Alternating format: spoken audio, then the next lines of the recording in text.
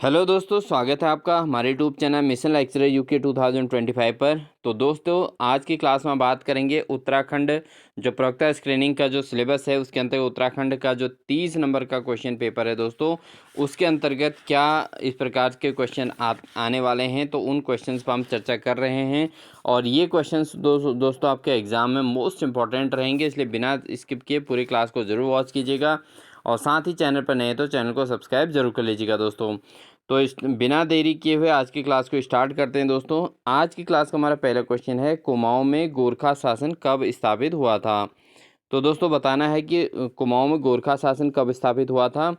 तो ऑप्शन है 1790, 1792, 1815 या 1865। तो कुमाऊं के अंतर्गत जो गोरखा शासन हुआ था दोस्तों, वो हुआ था 1790 में।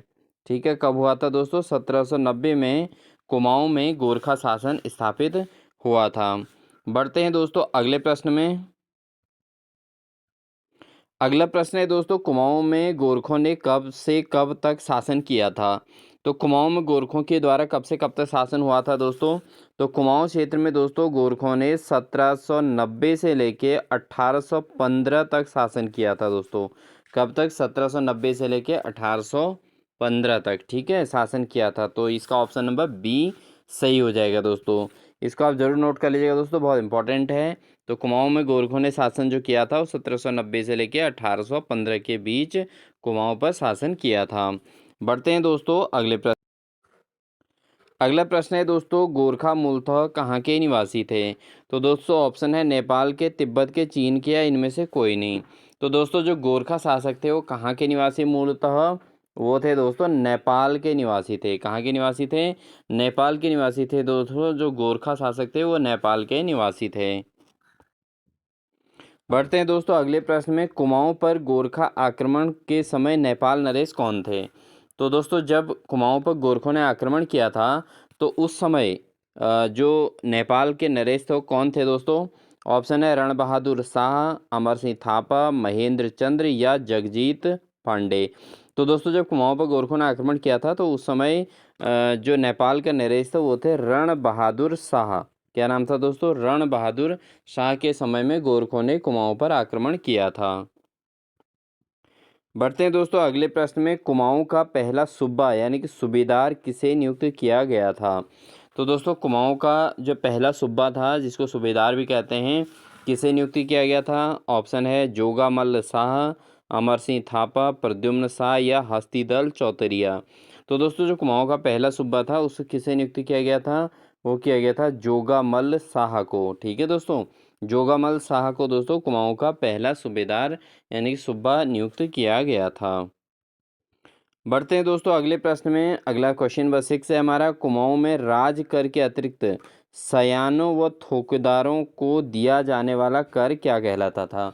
तो दोस्तों जो कुमाऊं में राज कर के अतिरिक्त जो सयाने और थोकदार थे उनको जो कर दिया जाता था उस कर को क्या कहा जाता था। तो ऑप्शन है सलामी या पुंगारी पुगारी या दस्तूर। तो दोस्तों जो इनको राज करके अतिरिक्त सयानों को जो थोकदार सयानों और थोकदारों को दिया जाने वाला कर को दोस्तों दस्तूर कहा जाता था। बहुत इंपॉर्टेंट क्वेश्चन है दोस्तों, इसको ज़रूर नोट कर लीजिएगा। इसको क्या कहा जाता था? इस कर को, इसको कहा जाता था दस्तूर। ठीक है दोस्तों, बढ़ते हैं अगले प्रश्न में।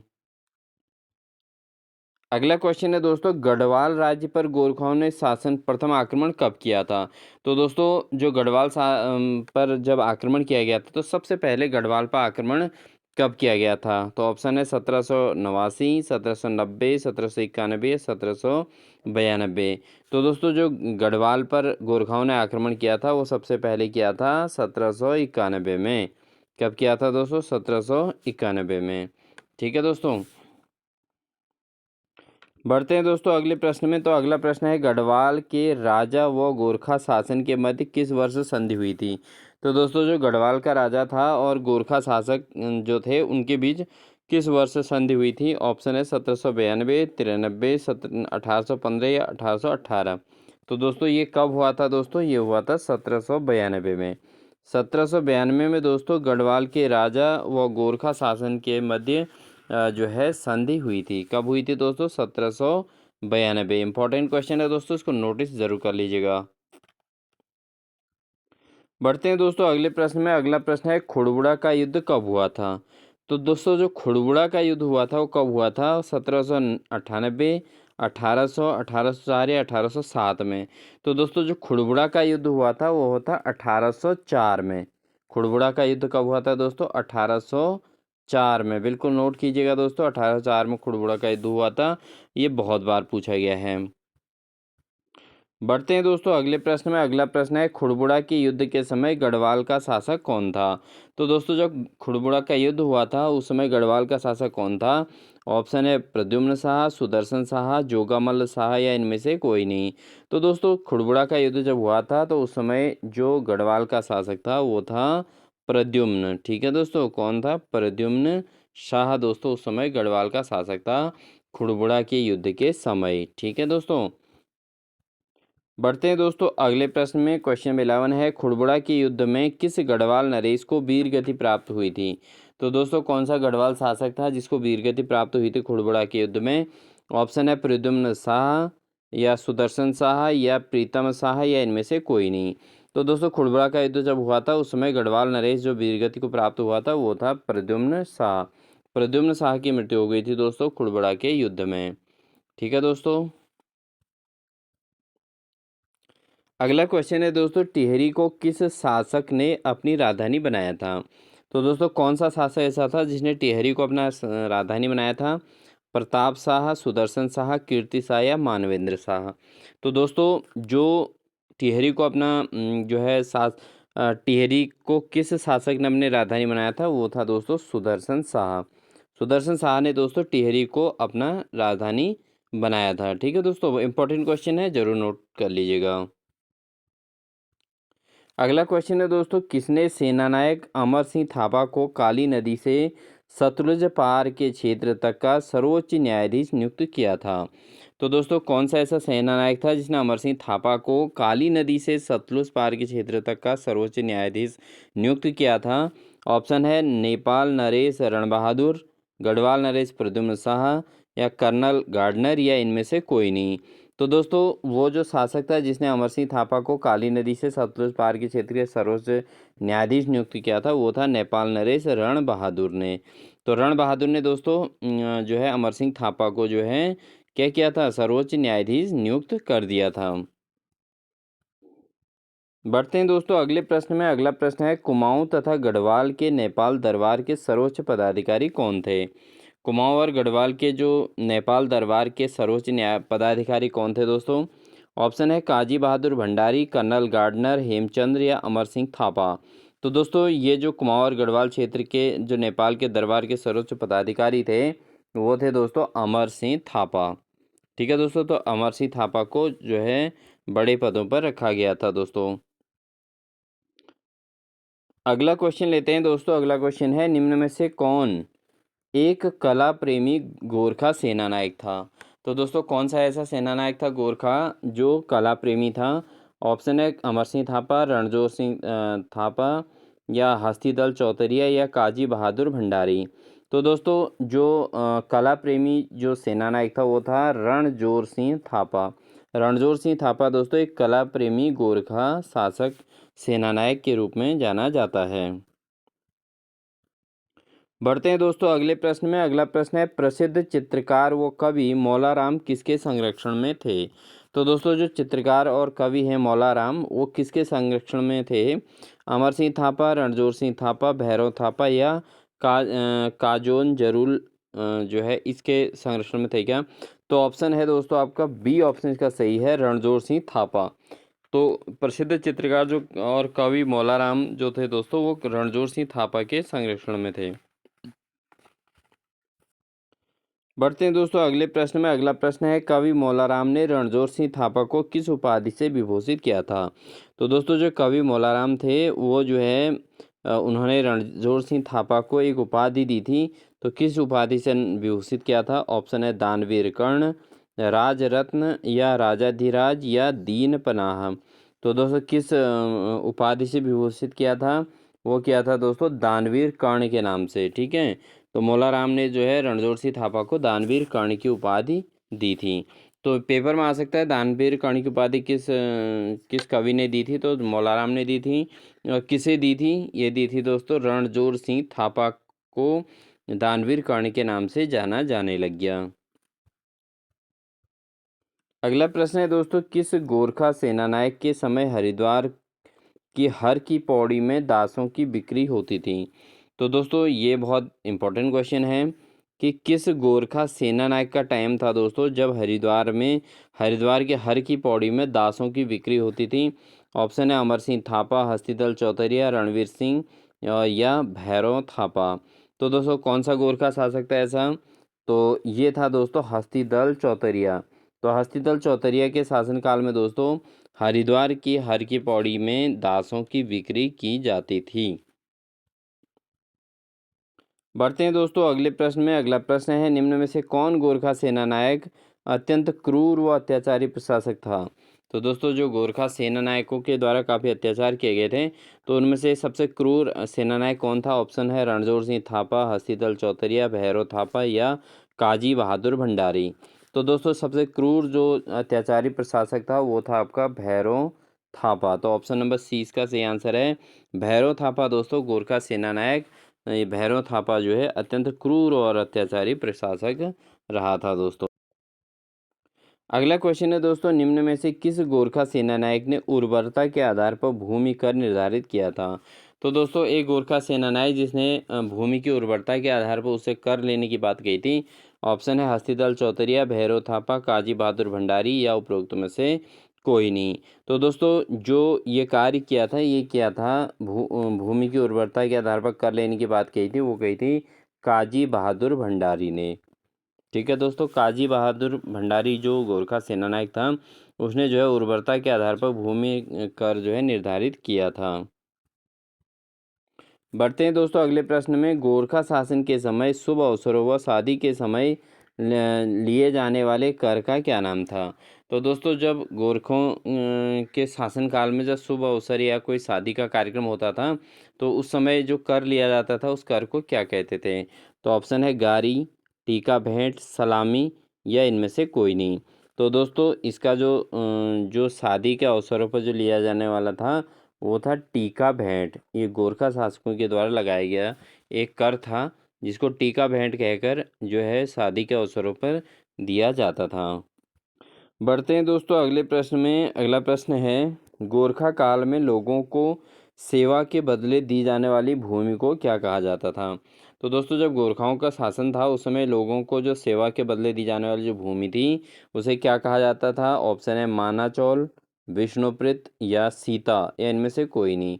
तो दोस्तों उसको जो भूमि के जो सेवा के बदले जो भूमि दी जाती थी उसको कहा जाता था दोस्तों मानाचौल कहा जाता था। क्या कहा जाता था? मानाचौल इसको कहा जाता था। गोरखा काल के लोगों के दी जाने वाले सेवा के बदले जो भूमि दान दी जाती थी वो मानाचौल कहलाता था दोस्तों। ठीक है, बढ़ते हैं दोस्तों अगले प्रश्न में। अगला प्रश्न है, गोरखा शासन में युद्ध के अवसर पर प्रत्येक नौजवान से वसूला जाने वाला तत्कालीन कर क्या कहलाता था? तो दोस्तों गोरखा शासन में जब युद्ध का अवसर होता था उस समय प्रत्येक नौजवान से जो है नौजवान से क्या लिया जाता था? कर वसूला जाता था दोस्तों। उस कर को क्या नाम दिया जाता था दोस्तों? वो था सलामी, तिमारी, पगड़ी या मागा। तो दोस्तों इन चारों में से कौन सा ऑप्शन सही है? तो गोरखा शासन में युद्ध के अवसर पर नौजवान से वसूला जाने वाले कर को दोस्तों मागा कहा जाता था। क्या कहा जाता था? मागा, यानी कि डी ऑप्शन इसका सही आंसर है दोस्तों। ठीक है, बढ़ते हैं दोस्तों अगले प्रश्न में। अगला प्रश्न है, 36 रकम 32 कलम की व्यवस्था का उन्मूलन किया था वन क्षेत्र अधिकारी जो है। तो यहाँ पर दोस्तों 36 रकम 32 कलम की व्यवस्था का उन्मूलन किन्होंने किया था? तो ऑप्शन है दोस्तों चंद शासकों ने, गोरखा शासकों ने, ब्रिटिश प्रशासकों ने या उपरोक्त में से कोई नहीं। तो दोस्तों जो 36 रकम 32 कलम की व्यवस्था उन्मूलन किया था ये कहलाता था दोस्तों गोरखा शासकों का ये जो है कर लेने का एक जो है स्लोगन था दोस्तों। 36 रकम 32 कलम ये व्यवस्था का उन्मूलन किया था गोरखा शासकों ने। ठीक है दोस्तों, ये कर प्रणाली थी जिसके अंतर्गत कर वसूल किया जाता था। बढ़ते हैं दोस्तों अगले प्रश्न में। अगला प्रश्न है 1815 ईस्वी में किस अधिकारी द्वारा कुमाऊं के अल्मोड़ा को विजित किया गया था? तो दोस्तों 1815 में जो किस अधिकारी के द्वारा जो है कुमाऊं के अल्मोड़ा को जीत लिया गया था? ऑप्शन है कर्नल निकोलस या कर्नल गार्डनर या कर्नल मैकेंजी। तो दोस्तों ये किया गया था कर्नल निकोलस और कर्नल गार्डनर दोनों के द्वारा संयुक्त रूप से कुमाऊं के अल्मोड़ा को विजित कर लिया था। कब किया था दोस्तों? 1815 में। ठीक है दोस्तों, धीरे धीरे अंग्रेजों का शासन प्रारंभ हुआ था दोस्तों।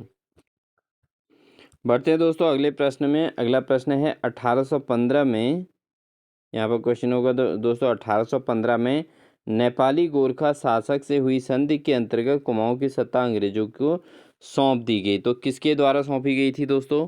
उस शासक का नाम बताना है। तो इसका जो 1815 में जो है गोरखा शासकों का अस्तित्व समाप्त होने लग गया था और अंग्रेजों ने अपना जो है शासन प्रारंभ कर दिया था। तो दोस्तों उस समय कौन गोरखा शासक था ये हमें बताना है। तो ऑप्शन है हस्तीदल चौधरी, बमशाह या अमर सिंह थापा या भैरव थापा। तो दोस्तों उस समय जो शासक था वो था बमशाह। क्या था दोस्तों? बमशाह उस समय शासक था जब अंग्रेजों ने जो है कुमाऊं के अंतर्गत उन्होंने अपने सत्ता अंग्रेजों को सौंपी थी। बढ़ते हैं दोस्तों अगले प्रश्न में। अगला प्रश्न है उत्तराखंड में ईस्ट इंडिया कंपनी का आगमन कब हुआ था? तो कनिष्ठ सहायक 2019 के पेपर में आया है दोस्तों ये। तो उत्तराखंड में ईस्ट इंडिया कंपनी का आगमन कब हुआ था? ऑप्शन है 1820, 1815, 1819 या 1814। तो कुमाऊं क्षेत्र में दोस्तों ईस्ट इंडिया कंपनी का जो आगमन हुआ था वो हुआ था 1815 में। कब हुआ था? 1815 में कुमाऊं क्षेत्र में ईस्ट इंडिया कंपनी का आगमन हुआ था दोस्तों। और जो है गढ़वाल शासन जो है धीरे धीरे गोरखाओं का शासन धीरे धीरे समाप्त होने लग गया था। ठीक है दोस्तों, तो 1815 में ईस्ट इंडिया कंपनी का आगमन हुआ था। बढ़ते हैं दोस्तों अगले प्रश्न में। कुमाऊं की सत्ता अंग्रेजों को सौंपने के बाद 1815 ईस्वी में किसे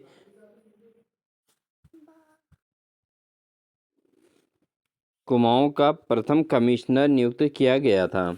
तो दोस्तों कुमाऊं में जब अंग्रेजों का शासन हुआ था 1815 में, तो उस समय कुमाऊं का प्रथम कमिश्नर किसे नियुक्त किया गया था? ये किया गया था दोस्तों कर्नल गार्डनर को। ठीक है, कर्नल गार्डनर को दोस्तों कुमाऊं का प्रथम कमिश्नर नियुक्त किया गया था। बढ़ते हैं दोस्तों अगले प्रश्न में। अगला प्रश्न है 15 मई 1815 को अंग्रेजी जनरल ऑक्टर लोनी ने किससे मलाओं का किला जीता था? तो दोस्तों 15 मई 1815 को जो अंग्रेजी जनरल ऑक्टर लोनी ने जो मलाओं का किला जीता था वो किससे जीता था? ऑप्शन है भैरव थापा, सुदर्शन शाह, अमर सिंह थापा या रणजोर सिंह थापा। तो ऑप्शन है दोस्तों इसका सही अमर सिंह थापा से। 15 मई 1815 को अंग्रेजी जनरल ऑक्टर लोनी ने मलाव का किला अमर सिंह थापा से जीता था दोस्तों। बढ़ते हैं दोस्तों अगले प्रश्न में। अगला प्रश्न है सुंगोली की संधि हुई थी। तो सुंगोली की जो संधि हुई थी दोस्तों कब हुई थी? ऑप्शन है 1800 ईस्वी में, 1803 में, 1805 या 1815 में। तो दोस्तों सुंगोली की संधि हुई थी वो 1815 में ही हुई थी। ठीक है, जहाँ से अंग्रेजों का शासन हुआ था। तो अंग्रेजों के शासन से पूर्व अंग्रेजों और गोरखा शासकों की भी जो संधि हुई थी उसको सुंगोली की संधि के नाम से भी जाना जाता है दोस्तों। बढ़ते हैं दोस्तों अगले प्रश्न में। अगला प्रश्न है 1815 में सुंगोली की संधि में उत्तराखंड अंग्रेजों के अधीन आया और वर्तमान सुंगोली कहाँ अवस्थित है? तो दोस्तों 1815 में जब गोरखों का अत्याचार बहुत ज़्यादा हो गया था और अंग्रेजों का यहाँ पर शासन हो गया था, तो उसमें सुंगोली की संधि हुई थी। अब वो सुंगोली जो है वर्तमान में कहाँ है ये पूछा गया है। तो ऑप्शन है उत्तर प्रदेश, बिहार, उत्तराखंड या पश्चिम बंगाल में। तो दोस्तों सुंगोली जो है दोस्तों वर्तमान में बिहार में स्थित है दोस्तों। कहाँ है दोस्तों? बिहार में। ठीक है, ऑप्शन नंबर 20 का बिल्कुल सही आंसर हो जाएगा। बढ़ते हैं दोस्तों अगले प्रश्न में। अगला प्रश्न है नेपाली शासकों ने सुंगोली की संधि कब स्वीकार की थी? तो ऑप्शन है मार्च 1815 में, मार्च 1816 में, मार्च 1817 या जून 1818 में। तो दोस्तों नेपाली शासकों ने सुंगोली की संधि जो स्वीकार की थी वो की थी मार्च 1816 में दोस्तों। कब की थी? मार्च 1816 में दोस्तों नेपाली शासकों ने यानी कि गोरखा शासकों ने सुगौली की संधि को स्वीकार कर लिया था। और कब किया था? मार्च 1816 में। ठीक है दोस्तों, बढ़ते हैं दोस्तों अगले प्रश्न में। अगला प्रश्न है, किस वर्ष अंग्रेजों ने नेपाल पर चढ़ाई करके काठमांडू के निकट गोरखाओं को पराजित किया था? तो दोस्तों कौन से वर्ष में अंग्रेजों ने नेपाल पर चढ़ाई की थी और काठमांडू पर के निकट गोरखाओं को पराजित कर दिया था दोस्तों? ऑप्शन है 1799, 1803, 1814 या 1816। ठीक है दोस्तों, तो किस वर्ष हुआ था दोस्तों ये? तो इसका दोस्तों ऑप्शन नंबर डी इसका सही आंसर है। ये हुआ था दोस्तों 1816 में नेपाल के काठमांडू के निकट गोरखाओं को जो है पर अंग्रेजों ने विजय प्राप्त की थी दोस्तों। बढ़ते हैं दोस्तों अगले प्रश्न में। सुगौली की संधि के अनुसार ब्रिटिशों के अधीन आए गढ़वाल के पूर्वी भाग को क्या कहा जाता है?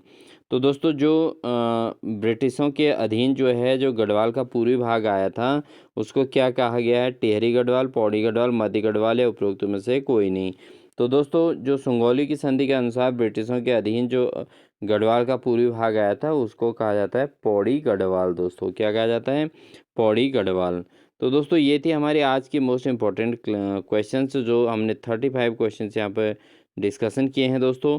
तो दोस्तों उम्मीद है आपको हमारे ये क्वेश्चन अच्छे लगे होंगे, और अच्छे लगे तो आप वीडियो को लाइक ज़रूर कर दीजिएगा। साथ ही आपको अगर लगातार इसी प्रकार के डेली जो है क्लास मॉर्निंग शिफ्ट में चाहिए तो ज़रूर कमेंट सेक्शन में ज़रूर बताइएगा दोस्तों, क्योंकि हम जो है आपको डेली क्लास प्रोवाइड कराएंगे। और साथ ही दोस्तों अपने दोस्तों को शेयर ज़रूर कीजिएगा, जो भी किसी भी उत्तराखंड से संबंधित किसी प्रकार के एग्ज़ाम की तैयारी कर रहे हो तो उनको इसे ज़रूर शेयर कीजिएगा। मिलते हैं आपको नेक्स्ट बेहतरीन क्लास के साथ। तब तक ये चैनल पर नए हैं तो चैनल को सब्सक्राइब कर लीजिएगा, बेल आइकन दबाकर ऑल नोटिफिकेशन ऑन कर लीजिएगा। साथ ही दोस्तों अपने सभी दोस्तों को शेयर कर दीजिएगा। इन्हीं सभी बातों के साथ मिलते हैं आपको नेक्स्ट बेहतरीन क्लास के साथ। तब तक के लिए wish you all the best.